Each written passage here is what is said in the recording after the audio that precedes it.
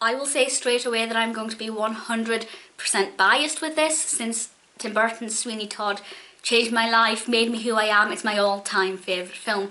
However, having said that, I would like to say that I actually did enjoy the other Sweeney Todd, despite the fact that they're basically completely different.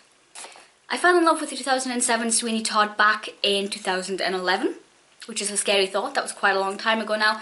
It wasn't until a couple of weeks ago that I saw the 2006 version, and I thought that since they were so closely released, it would be worth comparing them. And then I sat down to watch this and realised very quickly that while they have a lot of the same characters, a lot of the same story, they could not be more different. So if you're unfamiliar with Sweeney Todd or the background of Sweeney Todd, it was originally published in the early Victorian era by, as a monthly serial by Thomas Becket Press, originally called A String of Pearls.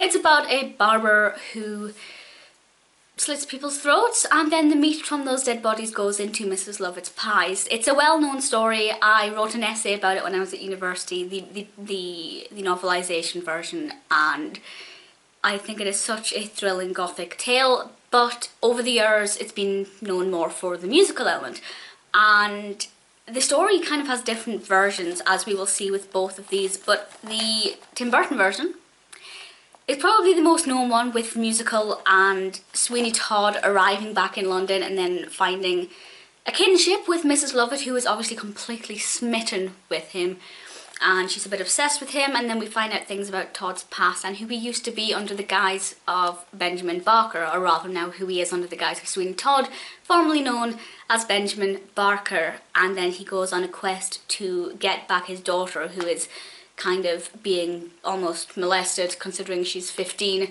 by Alan Rickman. Judge Turpin is a brilliant character. I love Beadle the Bard in this. I love the Beggar woman. We have so many fascinating characters. I even kind of like Anthony to a degree. Toby is wonderful. Such a vibrant film, so many fantastic colours, and obviously the musical aspect, the songs are phenomenal. Needless to say, yes, I'm biased, but it is fantastic. The main thing with Ray Winston as Sweeney Todd, there's no singing. It's not a musical, which to begin with was slightly disappointing, because I was really looking forward to seeing the songs in a new light. But it completely works without the musical, so that's not a problem. It's just obviously if you're looking forward to hearing people singing A Little Priest or Johanna or Epiphany, not something that's going to happen in this. With the rest of the comparison, I'm going to have to go into spoiler details because of the fact that there are certain aspects, certain things that happen in Burton's that also happen in the original story that just don't ever make an appearance in the 2006 version.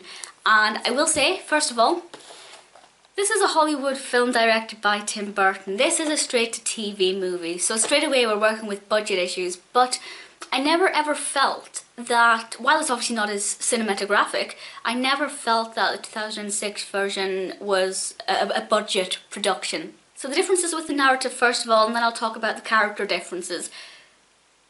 He's already in London. Sweeney Todd is already in London. He then meets Mrs. Lovett after she is being beat up in the street, effectively.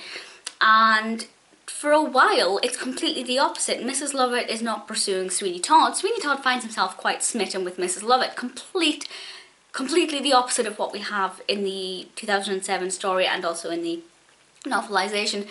We do have Toby, but he is referred to as Tobias in this. There is no Anthony. There is no Johanna.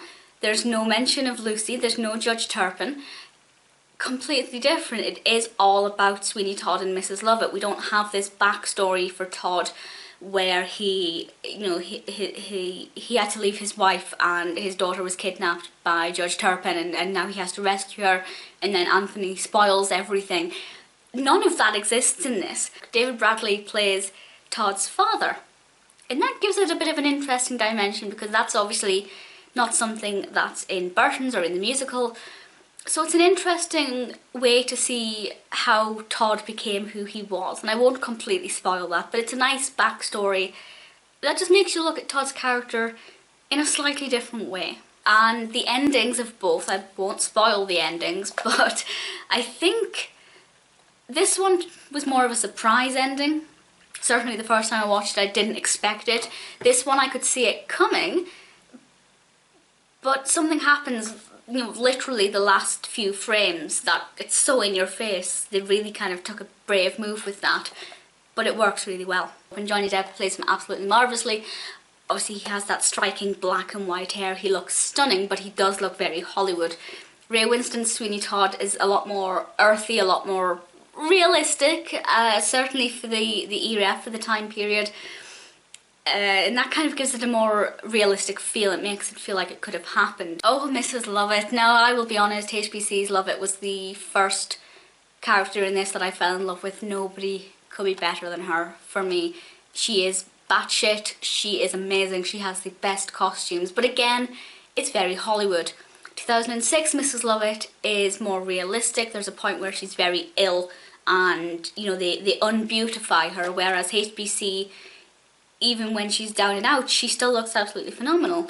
But in 2006 Mrs. Lovett, she looks more realistic. So really, if you're not a fan of musicals but you'd like to enjoy the Todd story, which I hope you do, the 2006 one may be more up your street, but obviously being biased, my favourite film of all time, the 2007 one is always going to just be my greatest love.